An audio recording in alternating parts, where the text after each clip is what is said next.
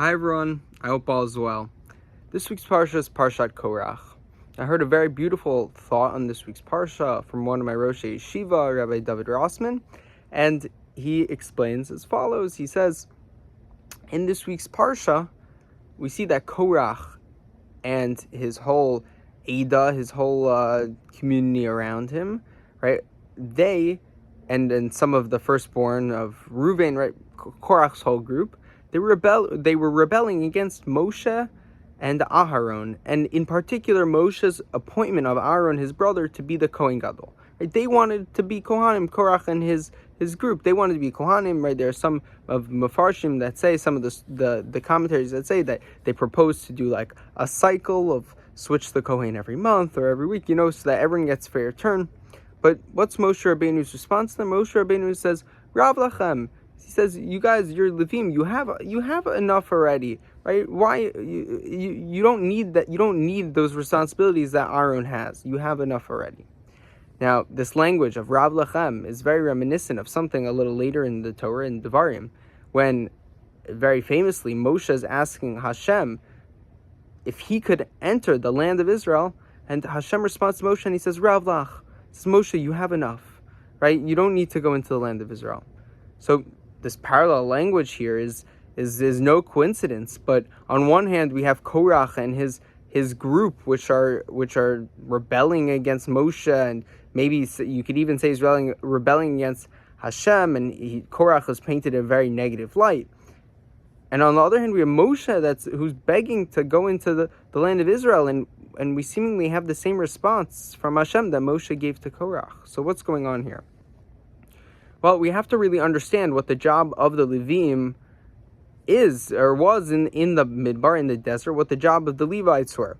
What was Korach and his whole group doing, right? They were the schleppers, right? They were the builders, and they were taking apart and reassembling the Mishkan from time and time again throughout the whole time in the desert. And Aaron HaKohen, the Kohen Gadol, would go, and Aaron would be able to go into different places, right, that the Levites, the Levim, weren't able to go into. He was able to take korbanot first, and Aaron had privileges that the Levim didn't have. But meanwhile, the Levim were putting in so much work for Aaron to have the infrastructure to be able to do so. So it'd be reasonable for them to say, well, we put in all this work, and we're not reaping the benefits directly at the end. But Moshe's teaching them a very important lesson. He's saying, no, if you really pay attention to what you're doing, of the building and of the taking apart and reassembling of the Mishkan, of doing all the setting up, of all the other Levite responsibilities, you could really take meaning that's sufficient for you to be able to connect with Hashem at a meaningful level. So too, we see a very similar thing from Moshe when he's asking Hashem to let him into Israel. He's saying, I led the Jewish people out of Egypt, I led them through the desert for 40 years, and now all I want to do is to reap the benefits of all my work. And Hashem said, Moshe, look, Rav Lach, he says, it's been enough for you. You just have to open your eyes and realize all you've accomplished throughout the whole way, and how much meaning you could take from that. Right? You don't need to go into the land of Israel. You've done enough already.